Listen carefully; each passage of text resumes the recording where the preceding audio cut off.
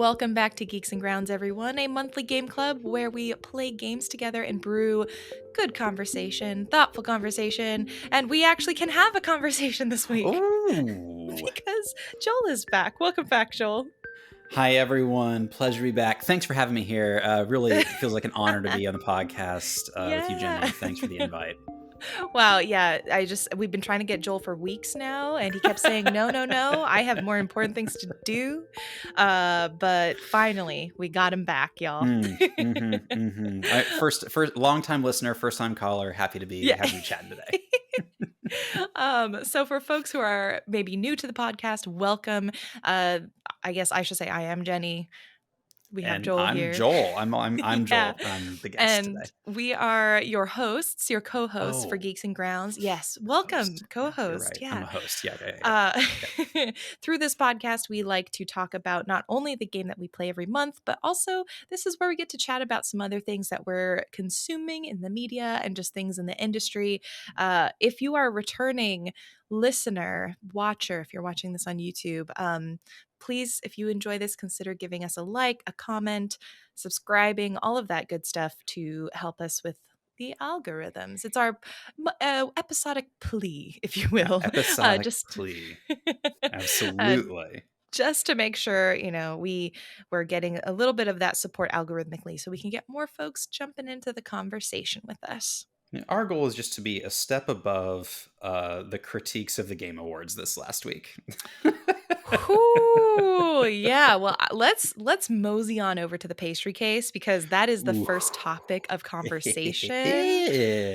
And it is spicy. This is going to be coming out a couple days after the game, or about a week, I would say, after the Game Yeah, sounds Awards. about right. But I have a lot of feelings. And I was like, I know this is belated and I know this is a conversation everyone has had, but I also think it's important because the more people talk about it, perhaps someday Mr. Jeff Keighley will listen. I guess do you want to kick it off or yeah, would you I like to? think what I would say as a person who's not in industry and who was kind of like paying attention. This is really the first time I've ever paid attention to the Game Oh, Awards, interesting. outside Okay. of seeing the little like logo on the game cases the year after for like, oh, this was the game of the year, so I should buy this one. Yeah. Like outside of that, first time I've paid attention. What I will say is, I felt like they did a good job of bringing spectacle to the Game Awards, and like Mhm. I think there were a lot of missteps for how they brought the spectacle, and a lot of Mm. important parts that got left to the wayside because of how they chose to pursue the spectacle. But in terms of like having a spectacle and bringing attention to the awards, mission accomplished, I suppose. It's like I hear the word spectacle and it's kind of like I think of two things. I think of the phrase like what is it? Any attention is good attention, which is like Mhm. not how I operate personally. And and also like bread and circus, which is kind of fitting considering what we're going to talk about a little bit later. But it's this idea of this spectacle for spectacle's sake, not necessarily spectacle to honor what was supposed to be the spectacle. That's the difference. Yes, I 100% agree. I am so excited to get into this because I think I'm very much aligned, and we haven't talked about it yet. So, Yeah, we have not talked about this. Okay, so for folks who are unfamiliar, the Game Awards are a annual winter award show to honor. Again, this is sort of the way I take it is it's meant to honor the work of the developers throughout the year of gaming. And so you have awards kind of, and it's modeled very much after like the Grammys, the Oscars, a lot of those other Hollywood award shows, because the lead for this, his name is Jeff Keighley. He comes from Hollywood. Like that's his background. His family is from Hollywood. He grew up in Hollywood. And so that's a lot of the context that he brings, which I think informs a lot of what we find as criticisms in this showcase. yeah. Um, but really, it is one of a few really standout showcases. There are the BAFTAs. There are like GDC has their own awards show, but like there are very few far and far between. So this is one of the showcases where developers can get recognized, and it's also probably the most publicly watched and well known. Like Mm-hmm. BAFTAs, very industry, very like niche in that way. you don't see the average consumer being like, I'm going to watch the BAFTAs. No, they Yeah. watch the Game Awards. Yeah. Where to even begin? It's like there's so much, I guess. And I think for me, coming from the developer's perspective, because I had announcements part of the Game Awards, I'm part of the industry that ostensibly this award show represents. Um, I think the biggest thing is I felt very disrespected by the showcase on a few levels. And it was Ah. weird because I've never been admittedly a huge fan of the showcase as a whole. I think it serves a really good purpose, but I just I'm not just generally I'm not an award show person anyways, but I think Mm. this one in particular I think has never quite sat with me. I think cuz just the curation, I've never been drawn to a ton of the games. Um and it's very AAA focused. But this year in particular, it just felt really disrespectful, which was a weird feeling to have when watching a show that was supposed to celebrate this industry that I'm a part of. Yeah, dig into that. So, like, we've just mentioned that there is spectacle, but that the spectacle didn't Yeah, quite serve the idea of celebrating this right. industry and the people that are in it. So, maybe could you start there? Like, talk a little bit about like what the spectacle was and like what Mhm. senses that engendered for you. Um, I think oh my gosh, there's so many. I think one of the major things, especially that I've seen people talking about as the show is happening and then post show, is the fact that in a show titled The Game Awards, one would think that the awards and the award nominees would be the focus. Hmm. But when it came time for award winners to come up and give their acceptance speech, they were, in some cases, I think it was like within 10 seconds, the cue music would start playing and like try to usher them off stage. Hmm. If you go on Twitter, you can see people who've posted pictures of like this giant screen that says like wrap it up, like please wrap it up. And so you have the situation where developers are not being given the time to even bask in the glory of accepting this award. Hmm. And in some cases, I don't know if you stayed awake and saw the like near the end, but Lorien Studios of Baldur's Gate 3 fame, they won, I think it was for Game of the Year. And they got up to make their speech. And as they were talking and paying like respects to coworkers who passed away, they got the wrap it up music. And Hmm.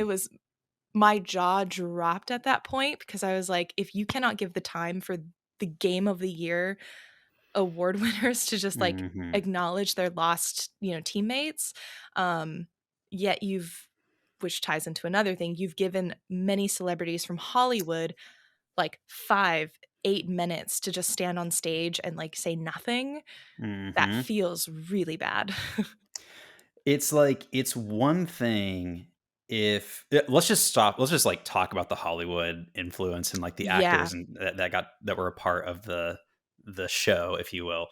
It is one thing if you're inviting, I don't know, Post Malone, well-known video game enthusiast, like very publicly in the gaming space and sector. T-Pain is another one, like exactly. very much in this world, but what it felt like was we're pulling in actors that have a lot of name and notoriety and are also in upcoming movies or movies that have just been released. And so Mhm. the actors that were chosen felt more like advertisements for their films than like, again, people like, if you want to have actors, I think that's fine, like especially Right. because there are more and more like Hollywood celebs that are doing voice acting in games, but it's Right. like you don't need it, you don't need it.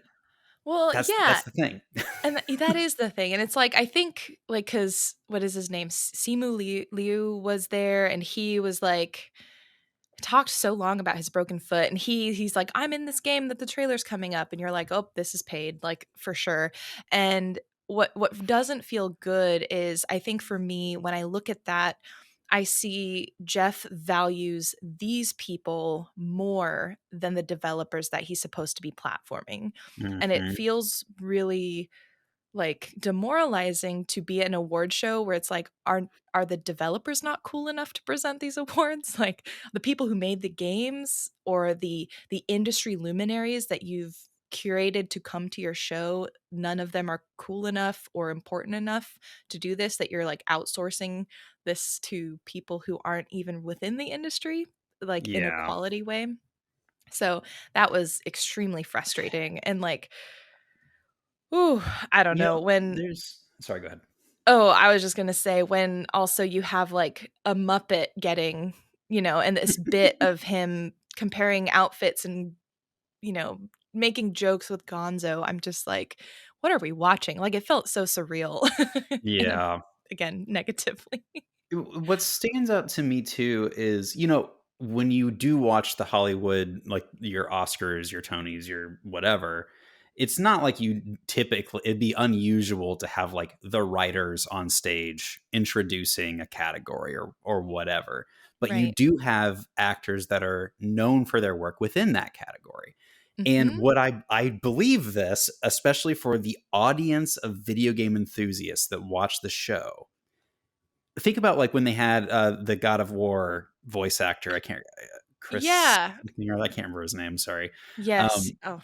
Having someone who has experience in the industry doing this thing, like I understand if you wanted to have the voice actors come on and do that because like they're actors, they are charismatic and like should be great at like talking with people and like bring them in. So it's like you want to use actors, okay, use video game actors, use the voice actors, use the physical actors. Like it's not like there is a shortage of those that Mhm. have notoriety in the industry that could be coming up. Like friggin' Laura Bailey with what's the Last of Us this year with like it making the big jump from game to screen. Like or not Laura Bailey, I'm sorry, what was her name? The woman who voices Ellie.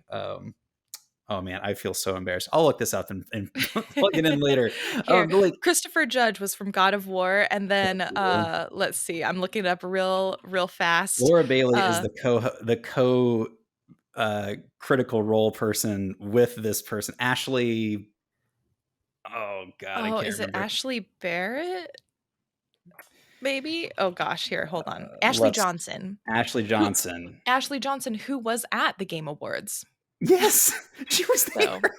So it's like yeah. these people exist. Friggin' Matt Mercer voiced Ganon in the recent Zelda game. Like these are people with like serious star quality. It's like it's not like you have a shortage of options here. Why are we pulling Timothy Chalamet? I friggin' love Timothy Chalamet. What's he doing there? Well, I'm just like what frustrates me is that I think I hear Jeff Keighley talking about how he understands the weight of his platform and his like as a platform he has, even a couple years ago, I think it was maybe last year even, he put out a tweet that was like, I understand the weight of the platform, which is why we need to talk about like the layoffs that were happening that year. He didn't do that this year with the layoffs, which was so appalling. But also I feel like if you have this platform, I think instead of what feels like groveling to higher celebrity, what you believe are higher celebrities, you Mhm. can use your platform to lift up the celebrities in our industry and Yes. thus put them in the limelight, and that is what's going to make the show even more powerful because now you have empowered these people to become like on the same level, in your ostensibly as Hollywood, which again, Yes. I hate that comparison because I don't think we need it. I think as a game industry, we need to be more confident. I think we, in the sense of like maybe some of these event organizers, need to be confident that like people know games, people know who are like some of these big names behind them and the faces Right. and voices they hear. And it's like trust that the people that you are catering this to will be excited. What's Sorry, strange, Rosie's this is also the whole thing, here. is like, who are you? Who is your audience here? Like, Right. you are doing this, and your audience are gamers, is gamers, are, I don't know. You're not pulling people who are typical Oscar viewers and movie watchers are not gonna pop over to the Game Awards because Timothy Chalamet is there, right? Like, serve your audience. Like the audience is there. They have this. They're in the industry that you're here to serve. Like it was such a baffling way to approach again this celebration of this specific form of media. Right. Right. I think and it's like it's fun when it's a one-off. Like the first time I remember when like Keanu Reeves showed up. It was Mhm, one of those moments where it was like, "Whoa, this is different. It's fun and cool." But when it's now like all of the presenters slash co-hosts slash, mhm. participants are from this other industry essentially, it's kind of like yeah, it just feels weird. Not to mention it like there's also this other undertone of like sort of auteur worship and hero worship in terms of like you have folks like Kojima who, I think are just very close with Jeff and you can tell like they have no they don't hide it. They're really close. They always are talking and sharing Mhm, things and mhm. I think the way that also the game awards highlights singular people for these things that they've done versus the fact that Kojima has a team of 100 people plus, working on this thing with him, and the fact that he is the only one sort of highlighted, um, just leaves a bad taste in my mouth. It's that stupid, like, Apple thing where it's like, "Oh, Steve Jobs made the iPhone." Steve Jobs had 100 engineers Yeah. just to think about the iPhone. Like, give me a break. Like, I hate that stuff. And, like, Ugh, I was thinking about this when it comes to, like, how we honor the developers themselves, because right. like, the idea that we're going to have a world where it's, like, top engineer or whatever, game dev, like, seems unlikely, but what you could do is something like best game studio for developers or something like that, where it's like developers get Yeah. to weigh in on the one that like has like they get to for themselves decide like, oh, I really like this studio because they have good work-life balance or they pay well or take care of me, whatever. I am invested in their projects. Like you get to decide Yeah. how you vote or whatever. But like something like that, where it's like we're not glorifying the crunch culture anymore, too. This would be a great opportunity to do that, to help Yeah. the industry be rewarded if you're a studio that doesn't operate like that.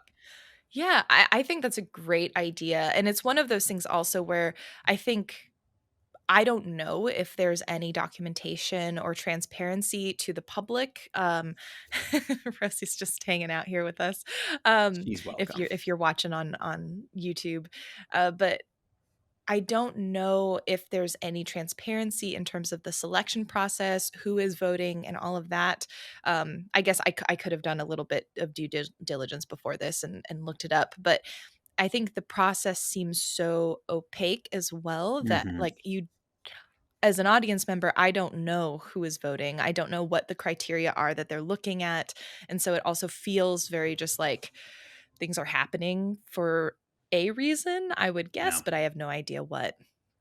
Well, it's Um, strange. It's like, there's a similar lack of transparency with other award shows, right? right. Where it's like money plays a huge role in whether you get an Oscar nomination, for example. Mhm. Um, but what's strange is the Oscars have been around for so long that a lot of those things are very entrenched, and so it's probably very difficult to make the change. This approach to the Game Awards is so new that there is just no excuse for setting up your world with that opacity, except Mhm. for you're trying to make money, which is really kind of the thing. Like so much of the award show felt like a commercial for upcoming games, and it's just Mhm. like, okay, so what are we doing here? Like, I Right. don't know. And that's the one thing and a bit of feedback I've seen circulating online is saying, "Okay, if you want this to be winter E3 where it is very much like, hey, this is a marketing like overtly marketing beat, um that's great. Consider dividing it into 2 nights. Have one night be the E3 Yes. winter showcase. Have it be because, like, my job is marketing, so, like, I'm a fan because it's part of my work and Yeah. earns me a living, but also I enjoy the game trailers. I enjoy the Same. world premieres, but it feels wrong to have the recognition for the developers sacrificed in time for advertisements. And so if we could divide it, that would be a great solution in my opinion. Probably like Do you definitely more expensive, but Can I ask you a question, a cynical question?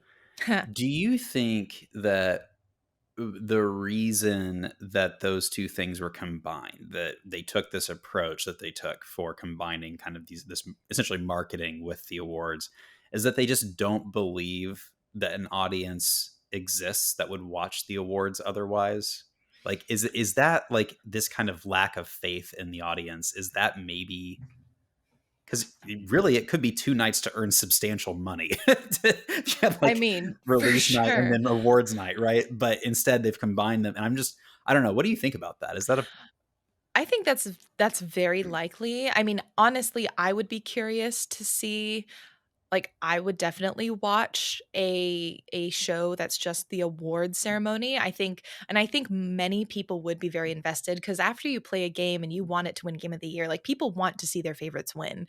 So I Mhm. do think, especially now, like, maybe 10 years ago when the show started, I could see a argument of like, yeah, I don't know if the visibility is there, but we are 10 years now into game awards.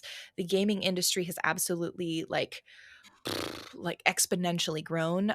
I feel like it is time to switch it up, and I'm really Mhm. hoping that he does.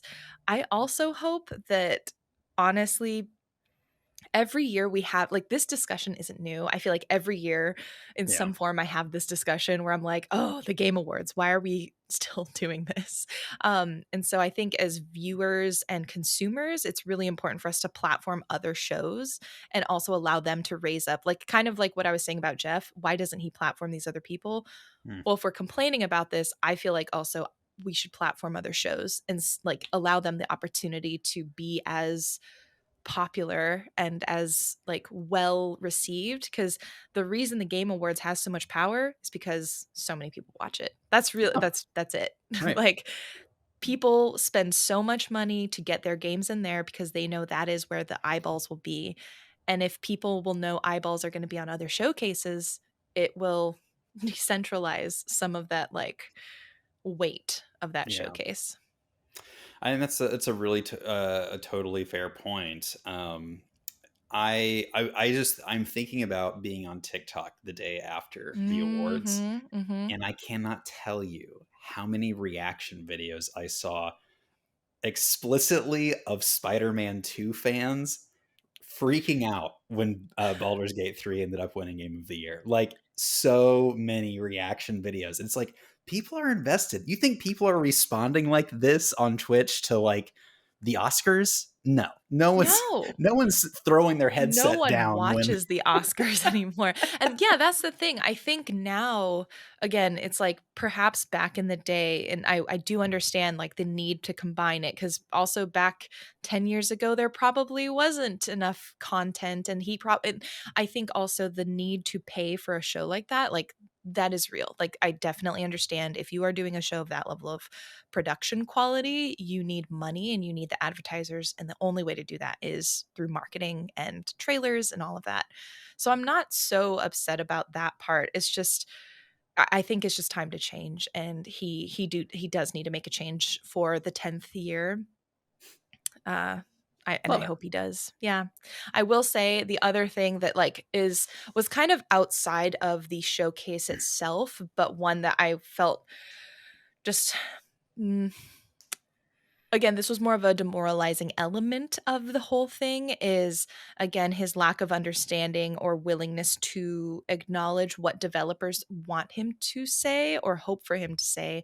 I think of there was like a letter of, I forget what you call them, but like a petition essentially Mhm. for him Yeah. to at least acknowledge what's happening over in Gaza with the Palestinians. And I think his unwillingness to even address that in private with the future class who created this petition, many of the members, not the entire future class, but I think a over 50% of them created this petition. Wow. He didn't acknowledge it at all. um, and I think also the unwillingness to acknowledge the state of the industry in an award show about the industry is just, um, I hope that he becomes less afraid of the people who are part of his showcase, because I think the one of the things that really stuck with me, along with like all of the super short speeches not giving developers time, is it felt like he was afraid to let developers talk in a way. um, and I wish that I wish he would trust the developers and trust the industry a little bit more in some ways. But again, I didn't hold the highest of hopes for that, but it was Yeah. still not great to see my expectations being met in that way. Yeah, it's really tough, and I think kind of coming just kind of to put the cherry on top, your initial point, which is that for something that's supposed to be celebrating the industry and the people within it, there were just a lot of signs and signifiers that not only are we not celebrating the industry and the people that are in it, we're not really paying them the respect that they are due for making nights like this possible, and it's Mhm. yeah, it's really frustrating. Yeah. But outside of the game or yeah, the Game Awards showcase, there were two other showcases that happened. Okay, hi Rosie. Uh the Day of the Devs and the Wholesome Snack. Did you have a chance to watch either of the showcases while you were out? No, I was away and out of country and did not get to see either of them, so I'd love to hear about it. Yeah, I won't do a full, super detailed breakdown. I think if anyone's interested in seeing all of the titles featured, you can just go to like search up Day of the Devs, search up Wholesome Snack, both of them 2023, and those game list will come up. I think in terms of putting my mouth where my actions lie, or whatever the saying is, those are two showcases that I feel like do a strong job of featuring the developers, specifically Day of the Devs. They do a really good job of it, and showcasing a wide variety of games coming from a wide variety of perspectives. Um, Full disclosure, I'm one of the organizers of Wholesome Snack and the Wholesome Direct, so I am biased on that respect. But Day of the Devs, I Well, have no part in. if So, I may, all of us who are listening to this podcast and participating and hosting in it are also biased because we love you and aw, you do it. So shucks. well, yeah, so it's fine. Everyone who's a part of this podcast, including the audience, we're all biased too, so Oh it's my fine. gosh. As long as we acknowledge it, state it, we're good. That's right. But yeah, I think those two showcases do a really good job. Again, I'll focus more on Day of the Devs because they had a lot of like developer like spiels, or like little like before the trailer hit, they would have the devs talk about what they were making, and I always Oh, love cool. that about their showcase. I know some people are like, "Get to the games," but I don't know. I think it's really important. The people who create what you make, you should appreciate them because they're the ones that are making it. Oh, I'm gonna pause because it looked like you had disconnected for a second. Yep. I Okay, think I'm back. you are back. Okay, Perfect. good. Let me just okay. That way I can just see that easily. And yeah, so that is it for at least the industry news this week that we're going to be focusing on. Um so what have you otherwise been playing, watching and listening to, Joel? So, as I was traveling, and I was did not have access to the internet, I played a lot of Baldur's Gate 3 on the planes and hotel rooms. Um, and so when I got back stateside and resynced to Oh. the Steam cloud, and it was like, "Oh, it looks like you've been playing offline. Let's sync." I crossed the 200-hour threshold for Baldur's Gate 3. Congratulations. Wow. And for those of you who are in the know, I just entered Act 3, which is like the final act of the game. Oh my god. So, I am just squeezing every droplet of goodness out of this thing. Wow. I reclassed my main character because I was just like, "Oh, let's just try something completely different for the final act," and it's been fun. Oh my gosh. So I'm just it's just such a good game, y'all. I don't know, like, Yeah. it deserved the awards, like, I loved it, I'm loving it. Genuinely, I feel like going back to what you were saying about people who are mad that Spider-Man didn't get it. I'm like, I haven't played Spider-Man and I haven't really dug into Baldur's Gate like you have. But even with my cursory knowledge of both titles, I can tell you Baldur's Gate absolutely deserved it. Yes. 100%. Yeah. Get in the comments if you disagree. You can Fight rage bait us. us or whatever. And Uh, then a couple other things I got into, especially while we were traveling, the Scott Pilgrim, animated series dropped on Netflix, which I was a big fan of the movie, and as I have aged, I have wanted to see it evolve, and the show did that. The animated show has like, it's like the writer, Scotty Wright or something like that, Mhm. developed emotional intelligence over the last 10 years. Oh, And that's so like good. reimagined the story, sending the messages that like I think as people who are longtime fans of this series have wanted it to have. Yeah. He actually like changed the story to do that. And so I just Wow. really like hats off to that, to not just like recycling something that you got some money with earlier, and not, learning from how the culture has changed. Things have changed. He changed. Like, it's really, really cool. That's awesome. Um, I feel like especially in light of conversations we've had, especially playing like Dredge and talking about mm, Lovecraft and like how with all of our previous games we've talked about like ways to reimagine previously like to whatever varying degrees of problematic or like not yeah, great content. yeah, exactly. So I think that's really cool to hear. It's nice to see an example of that in a good Yeah. direction. Absolutely. So if you're looking for like a lighthearted, it's 8 episode, 30-minute animated series, self-contained, it'd be a good one to watch over the holidays if you have some time off. Um, Cool. we also got into Monarch on Apple TV this last week, which is a mini series based off of the recent Godzilla movies, not Godzilla minus one, which I'm eager to see and everybody's raving about, but the last couple that have been happening. Oh, okay, okay. It's kind of like the human element of how they initially discovered these monstrous creatures since like the 50s. Oh. And so you're kind of hopping through Oh. time and you have like a family dynamic. The thing that has is really engaging me is the writing is so sassy. It's just like, I don't Sassy. there's no better way to say it than that. I'm trying to like think of another way to say it. It's Yeah. just sassy in a way that you're just like, "Yeah, get him, dude. Get him, girl. Yeah, this is great." So if you're looking for something, well, I don't know, lighthearted and sassy, Monarch turns out is it. I Oh, would never have paired lighthearted, sassy, and like Godzilla in sort of the same paragraph. So I guess would someone need extensive knowledge of the Godzilla franchise or those movies, or can you just hop in and be like, I'm just in this world, I can get to know the characters as I go? you don't need to know anything. Like, there's one Perfect. element of story from the movies that they hint at but have not really discussed in depth, which is like hollow earth theory, that monsters use this empty core of the world to like go around, and that's how they move so quickly around the world. Mhm. Other than that, there's not a single thing you actually need to know from these other movies. Lee hasn't seen any of them, and within like a few minutes of the first step, she was like, "Oh, I'm into this." Like, I don't know, Awesome. Okay. really, really enjoying it. And the Cool. last Okay. thing is, last night I watched the new Hunger Games movie, The Ballad of Songs and Snakes. Yes. Yeah. My spoiler-free review is that it's good and you should see it. And Yeah.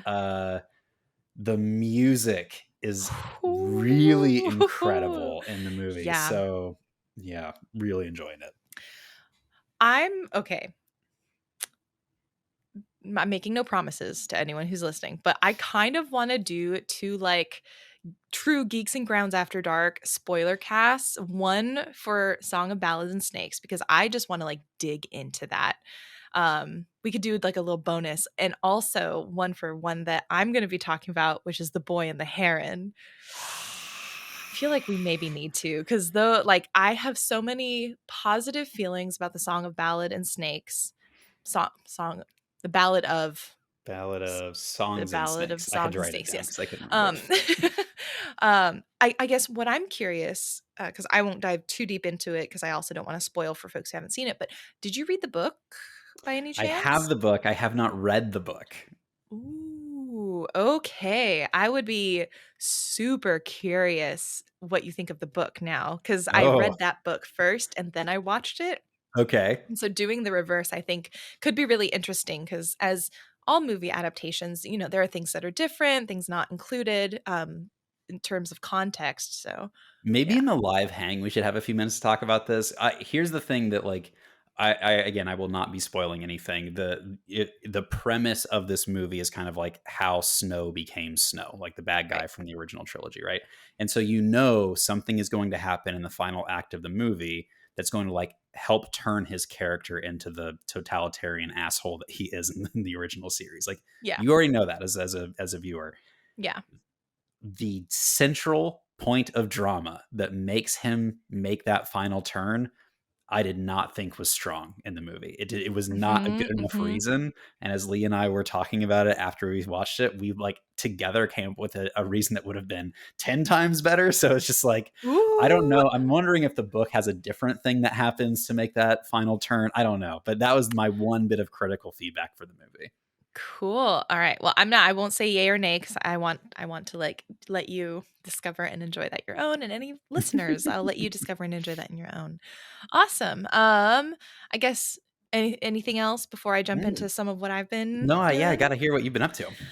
Okay. So in terms of playing outside of the game of the month, I have been deep into this game called In Stars and Time. I mentioned it last week. I haven't stopped playing it. It's so flipping. Like, I think this is a game that everyone must play. It's one of those that I started and I was like, ooh, this could be a G&G game. Um, I'm currently on like hour 15, and so it's a little bit heftier than most of our titles, so it probably won't be a selection unless I can figure out a way to make it a little bit more time-wise accessible.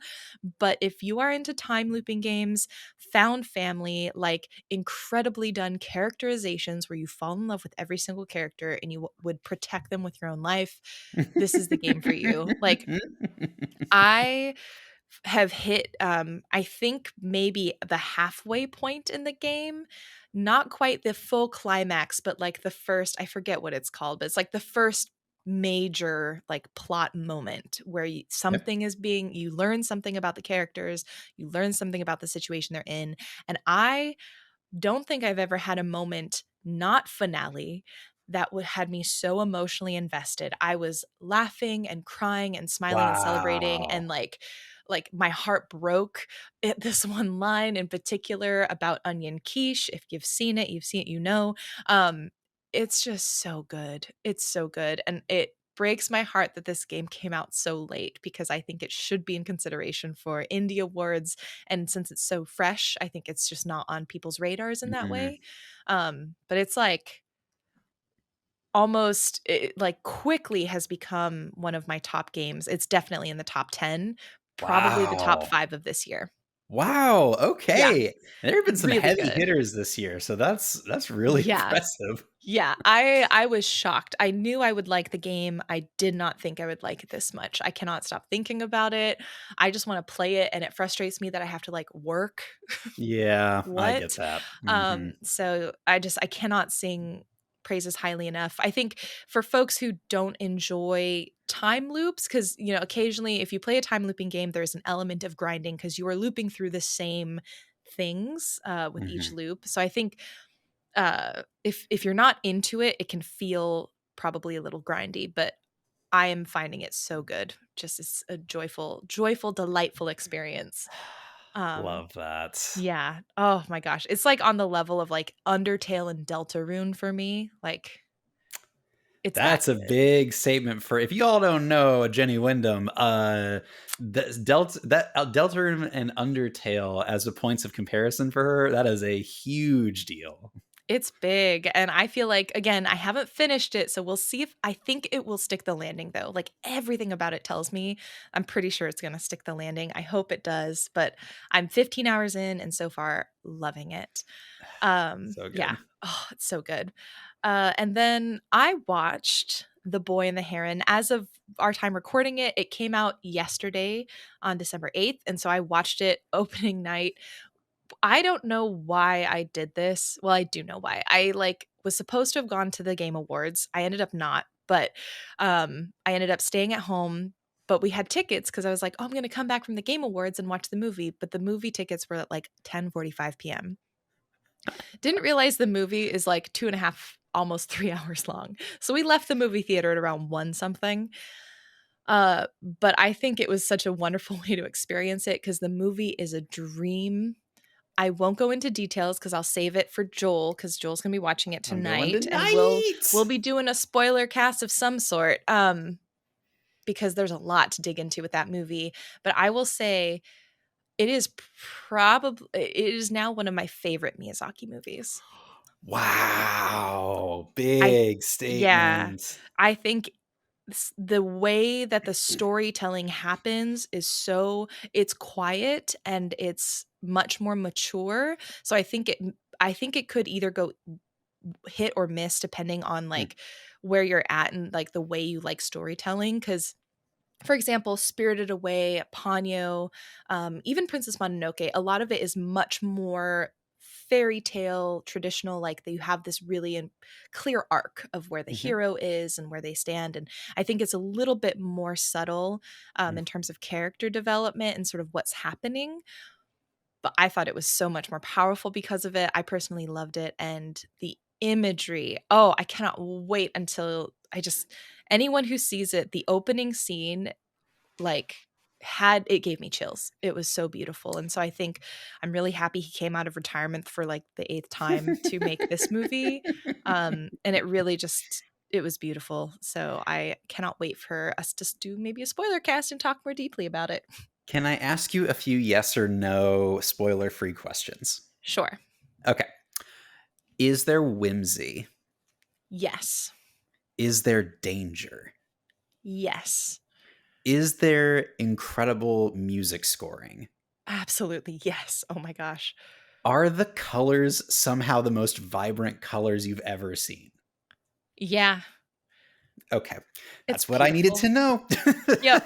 It's beautiful. It's stunning. It's just I think it takes a lot of what I think I love personally just as a genre. There's this like magical realism sense to Mhm, it where mhm. I think you have this mix of you don't know if you're it's like very dreamlike. I think Mm. that's just the word for it. Is it feels like a dream. So you're like in the real world, but then things happen and you're like, am I dreaming? Am I not dreaming? At what point are we crossing this line into fantasy? And um it's just it's beautiful. I loved it. So yeah. Incredible. Well, I'm pumped to see it tonight. So, Yay! yeah. Sweet. Wrapping up the pastry case, just highlighting two notable releases for this week of what is it, December 12th through the 19th. The first is a little game called Manita's Kitchen. It's so cute. It's basically a casual cooking game where you are a dinosaur making pizza. If you like management cooking games, I played the demo. I thought it was very, very adorable. Just light, fun, and then Sticky Business has a DLC coming out. And I loved this game so much. And the DLC is so perfect because it's right up my alley in terms of personality. I feel like a lot of you also enjoy planners and sticky notes and things. This is called the Plan With Me DLC. And you will get like washi tape, stationery, bullet journals, and basically additional people to meet in the game. Sticky Business is a shop sim management game where you manage a sticker printing business. So it is just so cute and fun, and you can customize your stickers and create your own within the game. And if you are a streamer, they have a integration where you can like fulfill orders for your chat. Like they can put in orders to Oh, your sticker shop. It's so cute. that's very So cool. yeah, so that game has a DLC coming out on the 18th. So Just as a moment of yeah. personal connection, while I was in Japan, we went to the Hobonichi store, and I am not really in the planner world. Jenny is, Lee is, and but I was like, you know what? I'm gonna dive in, and Oh so my I god, you got got the mother. the mother Franklin badge case for my first ever uh, Hobonichi Techo Is that the notebook. A7, A5? I think it's the A5 Yeah. with the Tomoe river paper Oh my gosh. interior.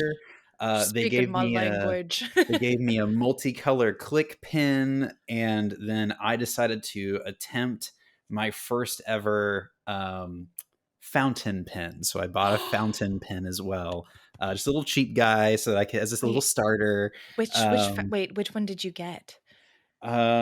some Japanese brand. I went to his pen store and I was like, I want an affordable entry level pen that is specifically a Japanese make and model. And they gave me this. Yeah. And he was like, I can't remember. I'm sorry. I have to look it up.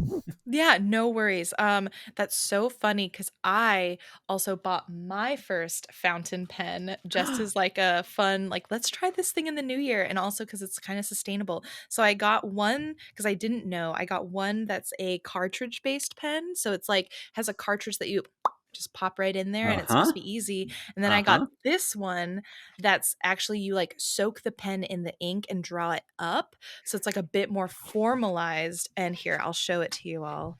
Um, oh, where did I put it? It's so much fun. I am obsessed. Here it is. This one. Very cool. Just Now nerding that out you over mention pens. it, so I also decided to get Oh, a refillable cartridge while I was abroad. And let me check out the name of the store that we went to for this. Sorry, one moment.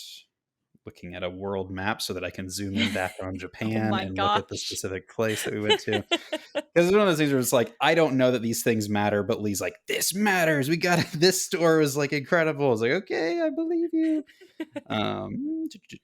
Itoya is the name of the store. It's got this big red paper clip on the front of it. It's Gosh. like 11 stories of stationary based things. Stationary. And I got this unique to them. You can't really see it in the video, but this like beautiful blue Whoa. ink for my. I got like a refillable cartridge for my fountain pen in addition to the like built-in ones. So Gosh. This is I'm now a I'm getting stationary into it. podcast. If you're into this life, just know I'm into it and I'm getting into it. I love your advice. Get in the comments, help a brother out. But yeah, very excited to be a part of the world now. Oh, that's awesome. Very cool. I cannot wait to see the planner updates. Um, are you doing like a game journal or a media journal where you're Oh, like that's a great documenting? idea. Maybe then I'll be able Yeah. to remember our characters' names when we have a Yeah. Oh my podcast about it, gosh. Join or like me. actors and actresses' names or anything. I am so bad with my memory of No, things. So like, that's what I this is do. what I'll And do. actually, we talked the question last week, which we talked about, and a few people wrote that like they were also going to do this year. But what I've done this year is starting to journal my games more concretely, and it has helped quite a bit. And I've Hmm. I've been kind of off and on with it. I'm hoping next year to like reinforce the practice, but like really committing to my physical game journal in a way that I started this year and want to continue because it helps. It's really I'm gonna nice. go in with you on this. How about this? I think that Yes. let's as a part of our maybe conversations, we're gonna pull out our journals throughout the year as a way to Yeah. like Oh my gosh. build this up. So if you're in the community and you're playing games with us, consider it doesn't matter if you're using a freaking composition notebook from Walmart. Like let's all Yeah. try it. I think this is a fun idea. I'm ready Yeah. to get some more object permanence as I play games in my Oh head. my gosh, right? So again, that's the pastry case, our grab bag of topics. If you have anything you'd like us to talk about, any comments on anything discussed, please feel free to email Jenny at geeksandgrounds.com and I can read that on the pod. So let's transition to this month's brew. We Hmm. are going to be talking through the first two chapters, approximately, of Jusant, which is the game that we are playing. Um, if you have not played up to this point, because this is what technically, if you are following along and playing, like this is what we played for the first week, that's okay. Just be aware that there are spoilers for the first two chapters, but we won't really go beyond that. So, yeah, let's hop in. I guess I'm curious because you weren't here to react to the trailer and like Hmm. to the game announcement together with me. So I'm curious, what were some of your first like reactions hopping into the game for the first time? Uh, I'm a sucker for anything where it looks like we're working through the remnants of a world. You all know this. Yeah. So that opening scene when you're walking through like what appears to be like a dried out body of water, like it's been dried out of some form, and Hmm. you see all the ship's wreckage and things like that along the way. What I think the first thing that struck me is when I watched the trailer, I was like, "Oh, this is going to be highly stylized to the point that like the graphics might not be like top tier. Like it's Mm, like where this you put more into the stylization so that you don't have to have like these super refined graphics." right. But that is not the case. Like, as I was playing, I was flabbergasted, shocked by how beautiful and crisp and like detailed, still stylized, but like in a detailed way this game was able to convey. And like from the Mhm. opening sequence of moving through that dried body of water to getting to the cliffside, it's like, man, like these people really delivered something here, and I'm into it. So that was my Yeah. first reaction. Oh, that's so cool. I know. I did think, especially because we have already known each other's tastes, I feel like, pretty decently just through Mhm. the years of knowing each other, but especially through playing games with you this year, I'm like, okay, these are things I'm like, oh, this is a Joel thing. I can't wait to see like and hear what Joel is gonna say about it because I know your especially your like affinity for lore and your affinity for this like sort of world building, especially in sort of the remains of what once was. And so I think, Mhm. especially when I was looking at this game and vetting it, I was like, okay, I think there's going to be a lot that you'll particularly enjoy. Um, and I agree. I think what this game does so well, and we've had kind of a thread of games that don't quite use dialogue in the Mhm. way that Mhm. maybe we started this year with, where it was like very overt, like conversations between characters. This is still in the vein of environmental storytelling. You as a player are being kind of trusted to make these observations and to engage with the world if you want to dig into that element. And I think that's really cool. Um, Yeah. So like yeah. I guess like kind of describing the beginning of game play experience. You're Right. at the base of this large well, almost like mountain pillar. Like it's Right. pretty kind of straight up, straight down. You can see from the very beginning that like I'll use the word human loosely here because I don't really know what's going on, but like human created elements, architecture, homes, furniture, furnishings that are just kind of jutting out at various places along this mountainside as you kind of look up and Mm, around. mhm. And the central mechanic of the game, at least in the beginning, is you can tether yourself in a really like clever way to the wall, like give yourself some support, and then it's just kind of like right hand over left hand, like you are trying to climb up this mountain. And at the very beginning, you don't really know what your aim is. You don't really know what Mhm. you're there for. And then as soon as you start looking in depth around your environment, you can find little notes or little electronic messages that start telling Yeah. you about the lives of the people that at one point lived in this environment. Yeah, and I think my favorite part as the game evolves is you have this main story of climbing the mountain, but especially if you are paying attention to the notes, there are a lot of more what feel like kind of random notes where it's like Mm, you are seeing notes from people who lived here and they're just like, oh, here's my grocery list, or, they're complaining about their neighbors or things are happening kind of one off. yep. But there is one character that we meet in chapter one through the notes that we are going to follow, and that is the character of Bianca.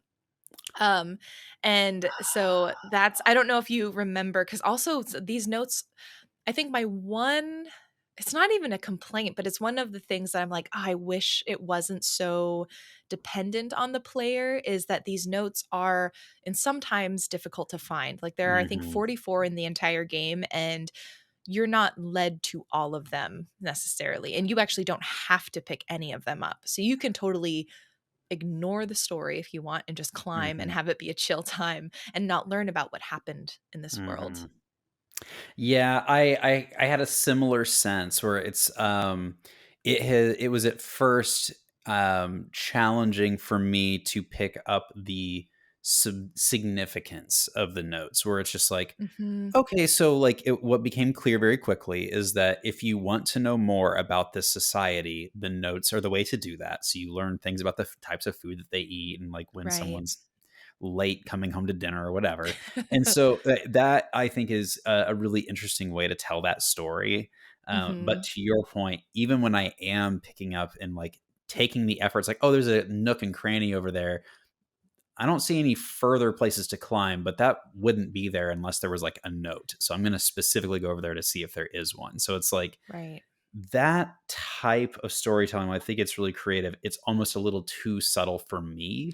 And then when I'm Mhm. choosing when I'm reading all these notes, it's hard for now that I know that I'm looking for the word Bianca, you just, like, made a Ah, bunch of yeah. notes click into place for me, because I didn't realize that because it's like you see some names Mhm. repeat, but you don't necessarily know which ones are gonna be helping you best understand the story Yeah. in this world. Yeah. I think, that was one of, like, the things I thought about a lot when especially there was a pour over supplementary material, that I got from a GDC talk, that Laura E. Hall did, and it was basically about, like, designing environments without saying anything, and Laura talks about what makes effective environmental design when not using words, and I think while I do love this game and what it does in a lot of ways, I think you're right in that the subtlety of these notes made it so that a lot of the environmental design was not as effective as I think it could have been because it is so obscured a lot of Mm, the time. And so it's like you can dig for it and it's there and I love it. Like it gives you a lot to chew on in terms of what happened here. But it's just like first you gotta find it, then you yeah. have to read it, then you have to put the dots together, and it's like that's a lot of friction, I think, for players, and I wish it was a little bit more frictionless. You know, the game that I, of course, am going to reference that I think does this very well, that Mhm. you turned me on to is Outer Wilds. Like, Ooh, the way that yes. you find the information, the way that the game itself stores that information in a way that helps you understand the progression of the story, it's still subtle, you still have to find it, but the Mhm. way they help catalog it, I guess that's the word I'm looking for. The way they help Mhm. catalog it makes it really explicit what you're like, what is happening within this community that you're learning about. Yeah. I love a Outer Wild reference. I'm like, we should play that someday. If only it didn't cause so much motion sickness for folks. I feel like, um, One didn't cause emotional motion sickness for oh other my folks. gosh, yeah, that's Shout true. out It Peanut wrecked Burgers. wrecked me. Anytime I think about marshmallows, I'm just done. Um, Yeah. but Yeah. yeah, I think, but even with some of the qualms I have about the way they're presenting a lot of this story. I do think if you are interested, and I think in terms of playing it like with the geeks and grounds mentality, the lore and the story and finding the notes definitely is something I would recommend. Mhm. I think you can cruise through the game very, very quickly if you don't. And it still is chill, but there is some stuff that as we play further, I think the notes do a really lovely job of like allowing you to piece together once you know again the what to look out for. Mhm. So I guess maybe entering into some like light spoiler territory as we talk about kind of these Mhm. opening couple chapters of the game. Right. What I have been able to put together so far is that leaving the community is a part of the community. Like the idea that you would go out and explore and leave this kind of this mountain and this structure, like that is something that people do when they kind of come of age and are ready to do it. And they usually Mhm. come back, but it is an expected part of your growth and development as a person is that there's going to be this time to go explore and then kind of come back. Um, and a lot of the early notes that I found, which were real, the ones that I found most engaging, were of a young person trying to get permission or trying to like go on that journey before they're technically supposed to be able to go. Um, Yeah. so I don't know if you had any what your experiences were with that level of discovery. Like for me, that style of storytelling where the kid just wants to Mhm. fly the coop has always been really engaging for me, and it was the first like thing that I anchored on as I was reading those notes. Yeah. I think one of the first things so as I started climbing, it's like something has gone down because Mm, nobody's there and no you one. know that there's no water. And I think what Mhm, struck me initially, even beyond except beyond the notes, was the fact that you see like boats and docks and a lot of nautical things like way higher than you feel like they should ever be. mhm, And mhm, so for me, the gears were really ticking of like, okay, like this wasn't just a small lake or an ocean that like came down. This was like a substantial body of water. And this tower was like some sort of village hub, at least, you know, as Mhm. we can see it right now. And the water was high enough that you had to climb a significant amount just to get to the parts that were like where the village inhabitants lived. Um, I think when I was reading, I got a mixture of excitement in terms of like all these people talking about that they're going places, but there is also like the sense of I got the sense that there's something like not celebratory in some of the journeys that they're taking. Like you're starting to get the sense of Mhm. like there's something that they're also looking for or going towards.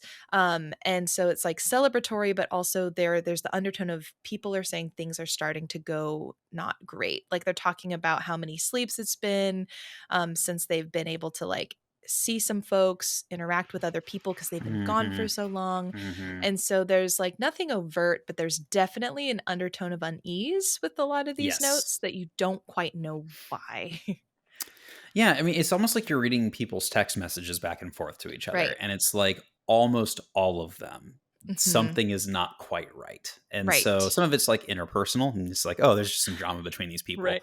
And some of it is like, no, there's something like even those interpersonal things are maybe just more symptomatic of whatever deeper problem is happening Mhm. here. And for Mhm. me, I'm not far enough to know what that is yet, but I'm Yeah. very eager to see like what's going on, like how did the troubles begin, where are we now? Um, Yeah. yeah. But yeah, it's interesting. And again, it's like we know something, we know the water's gone. And Mhm. as like human beings, and you know, essentially we know these people are somewhat humanoid in some way. Um, we know that they probably cannot live without water. And so piecing together also not simply why they left, but also why the water itself is gone, I think Mhm. is a big question Mhm. that I had at the very start of the game. Um, we never talked about you are journeying with a companion, though. Let's talk about this. Yeah. What were Uh, your reactions when you saw this like little kind of Blue blue dude. watery looking round critter with you? Yeah, it looks almost like the porgs from the recent Yeah. Star Wars movies.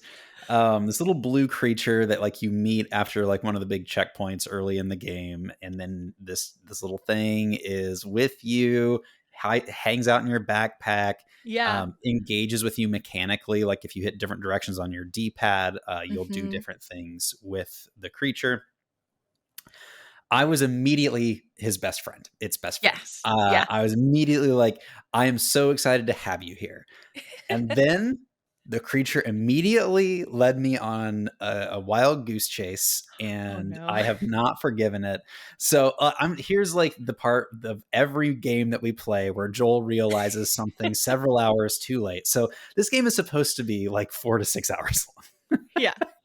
I'm about 4 hours in and I'm like barely into chapter two because um after I got this little creature and it's like, oh, like you hit the right button on the D-pad and it like will show you these Mhm. little rings that indicate on like there's no map, but it kind of indicates Right. on the mountain generally the direction you're trying to head to. So I followed the rings and went on a little climbing adventure and found like a little conch shell and I was like, oh, I had a conch shell when I unlocked that tower thing, and it looked like there were more things to unlock on that tower. Um, Ah. and so I clicked the D-pad, and remember, every direction you click on the D-pad does something different with the creature. Yes. I thought I was clicking the button that makes the creature give me directions. Mhm. And I was like, I'd press the button and I'd look around, like, well, I don't see any rings. So I guess I'm just supposed to go back now.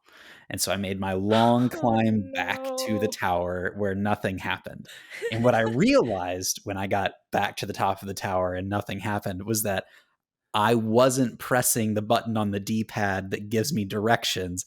I was pressing the button on the D-pad that like No. makes plants grow. And so it was like, oh, well, no wonder the map markers weren't showing up on my screen.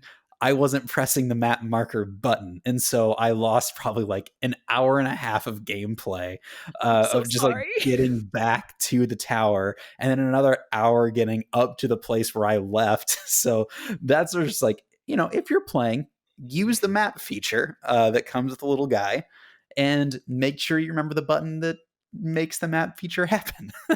Oh my gosh. That is very unfortunate.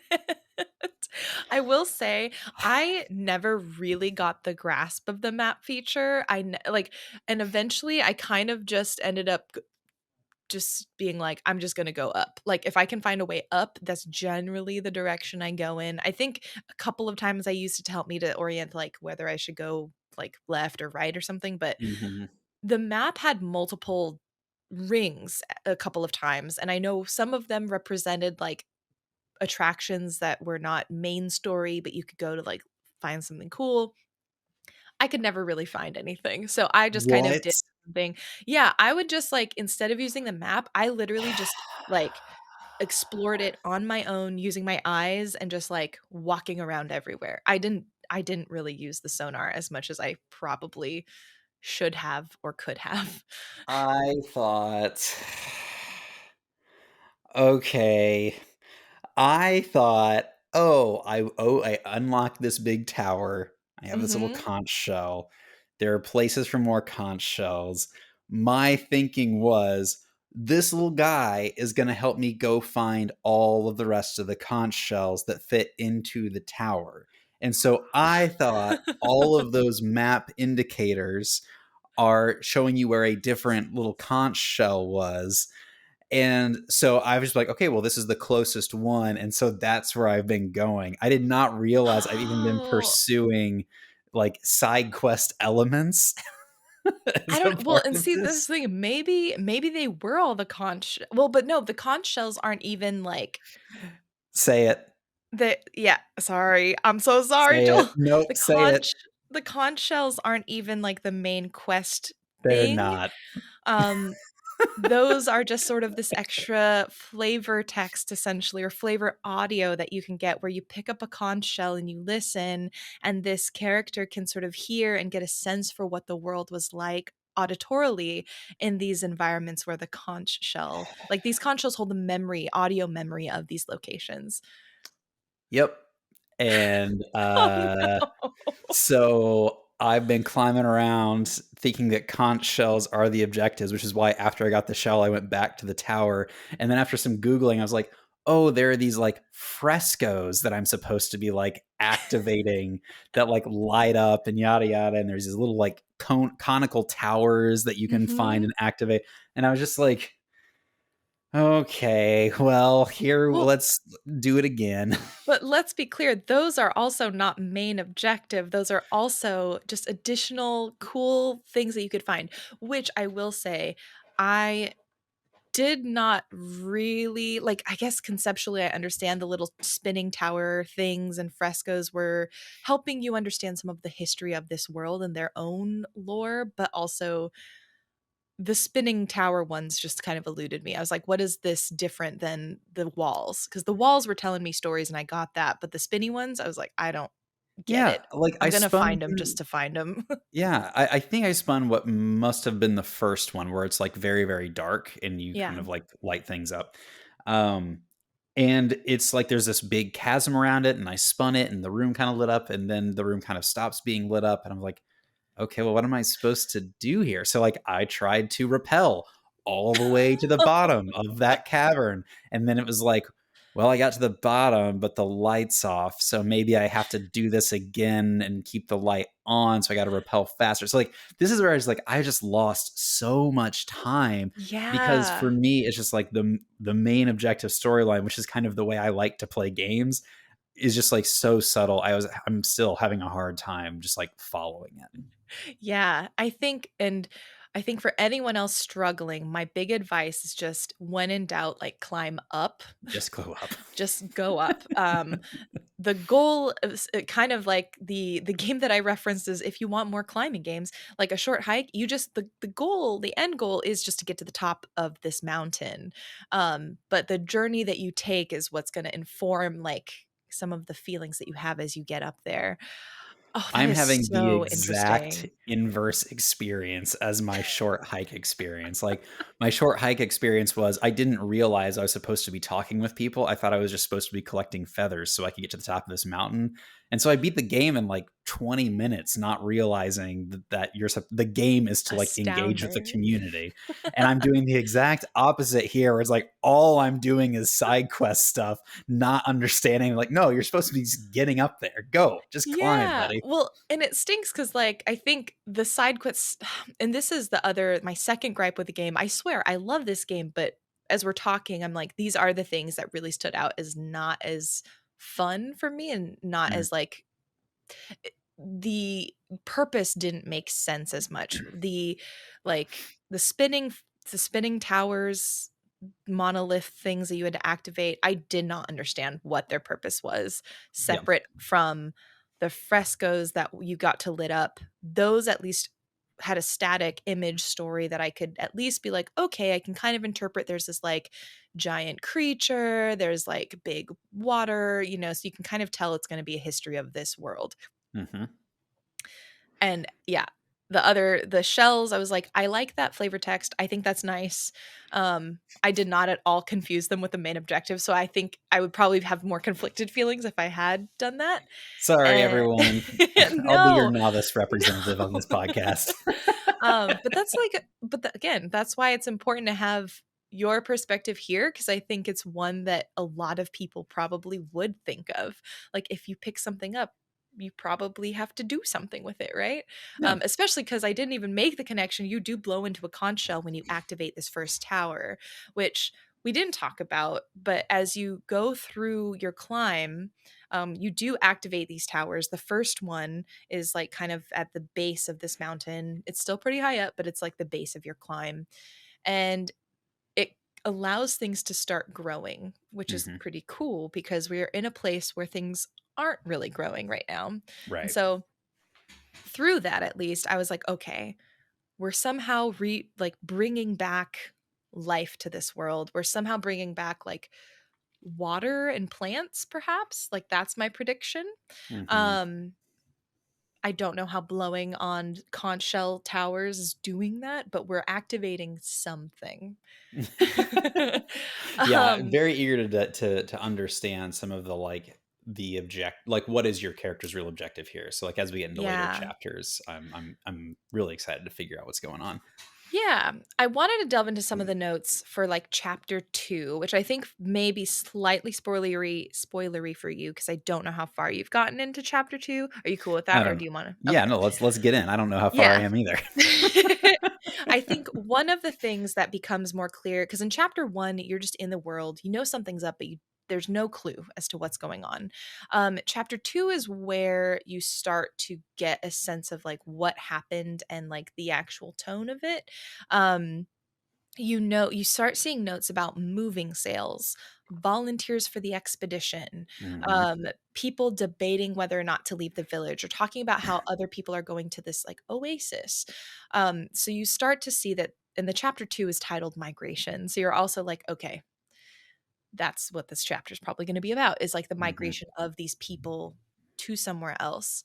um I think one of the notes that I found interesting that I took a screenshot of was where these two correspondents, they're kind of the random people, they're talking about one of their parents, and the writer says they let the ocean disappear and they didn't want to understand what happened.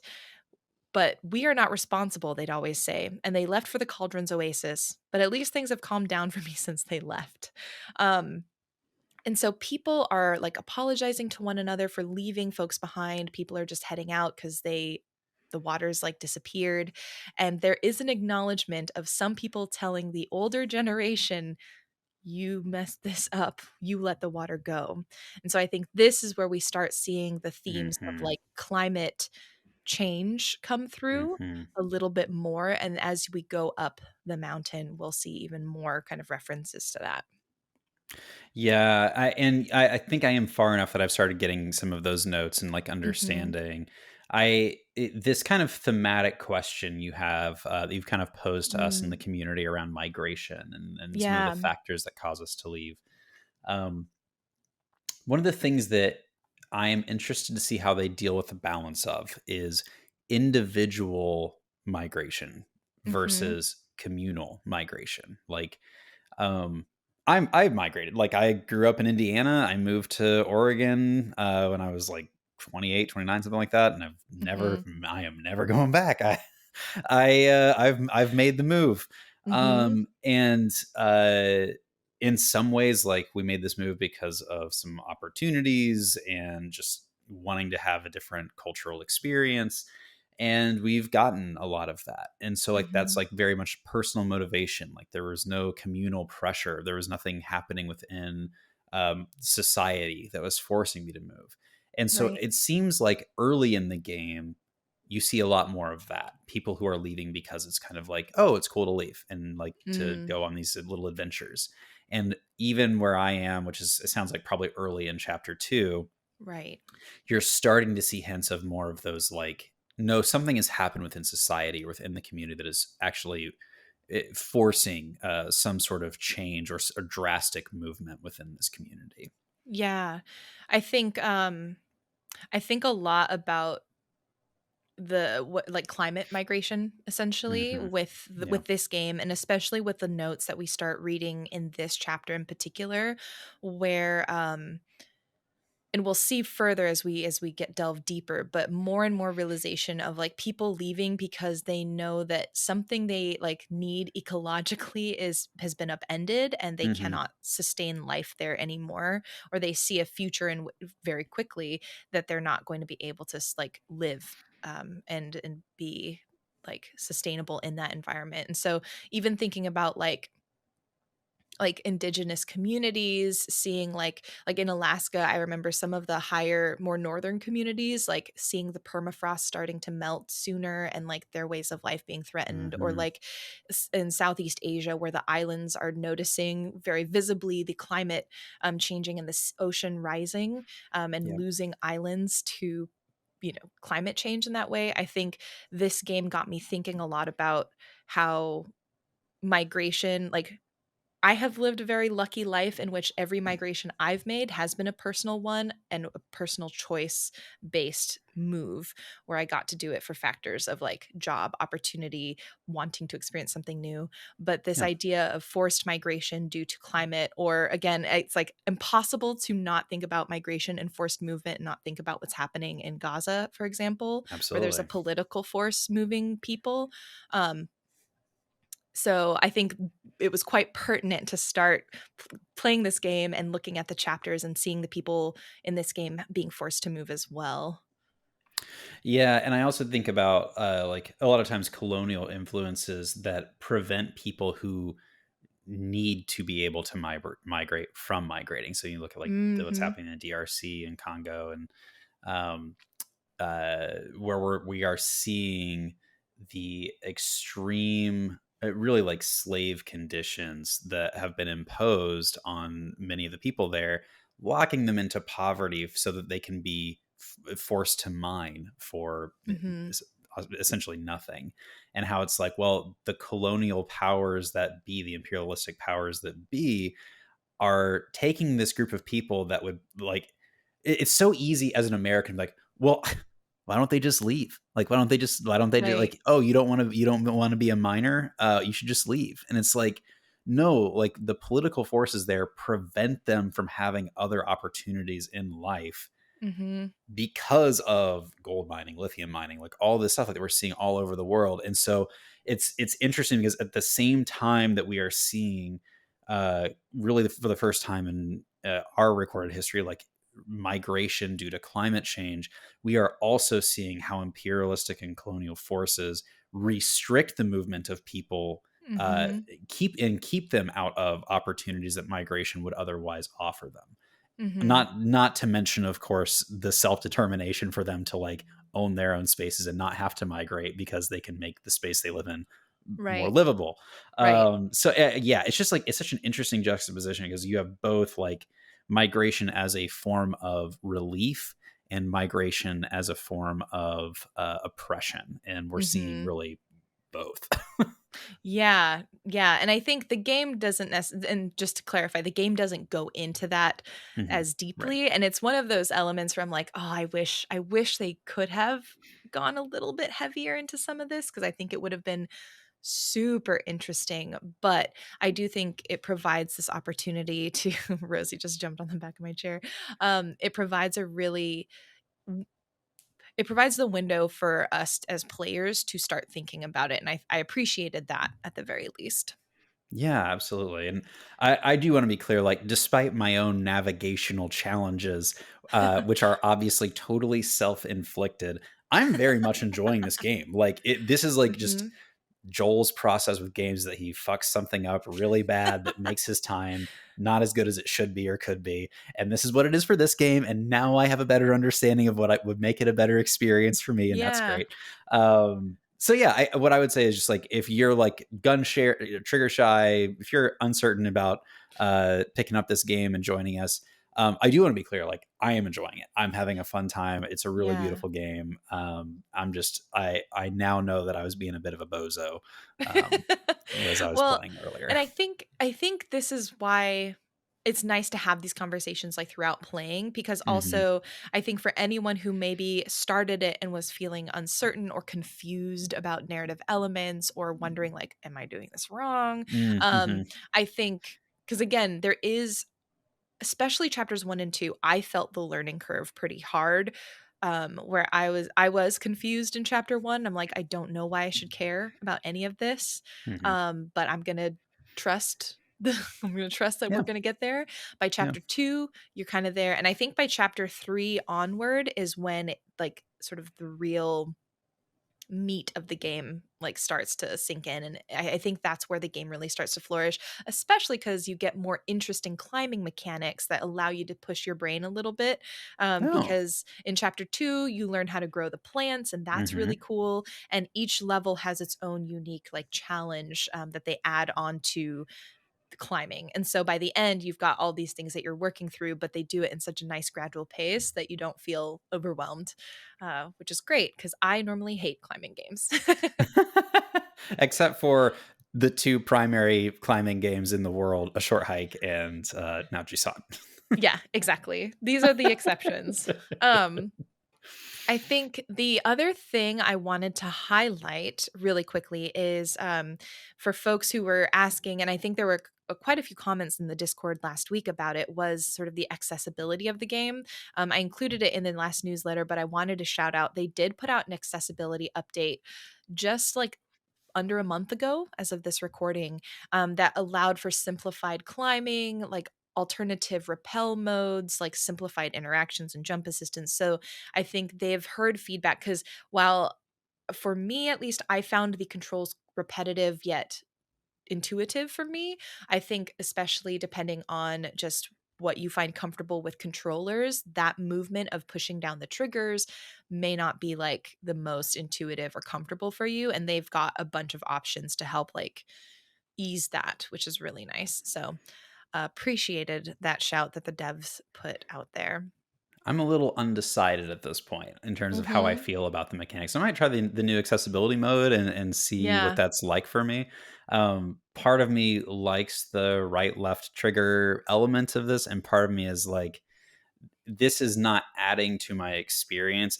I Ah. haven't decided yet. Is it Yeah. adding to the experience by making it more immersive, or is it more of a chore and I'm trying to like engage in this world and this is kind of a distraction? So, Mhm. I will report back. Yeah, I would love to hear like how you end up kind of sitting on that because I think for Mhm. me, um, I found this also nice because I did play this like I'm playing it in 2 chapter bursts. So it's like for me, I'm not sitting through. I'm not trying to like sit the whole thing through. I think that would Mhm. make it really much more of a grind in my opinion. But I think Sure. right now in like dividing it into these shorter bursts, feels a little bit better. Shorter bursts for me. I know you again have a very different experience. I've had a longer burst of what was supposed to be a short burst. Yes. um, and I think that was I mean, do you have any other comments on the game, things that you wanna bring up, that we haven't talked about in these first, like, opening chapters? Now, what I'm interested to see is like I'm really interested to learn more about the society because the designs of the world make me think that this is almost solar punk. And like for all of those of you not like keyed into this, Mhm. solar punk is usually like uh an a more like symbiotic relationship between energy and the environment. That's like Mhm. a future, usually utopian type of experience.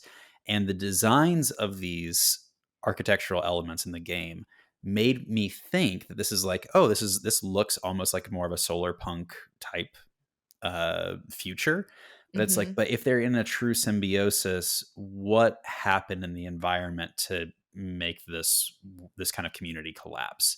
So Mhm. I'm really interested to dig more into that. So if y'all Yeah. are paying attention to that too, love to hear your thoughts. Yeah, absolutely. Cool. Well, I'm excited. Again, we're going to be playing next week and talking next week about chapters 3 and 4, titled Solstice and Convergence. I'm a sucker for chapter titles that help illuminate what you may be Hmm. discovering in these. So again, if you have predictions as you think about these titles, I think keep them in your mind as you play, because that can help inform maybe and guide what you're looking for and what you get out of this chapter. Cool. I think that is it for this week. It's good.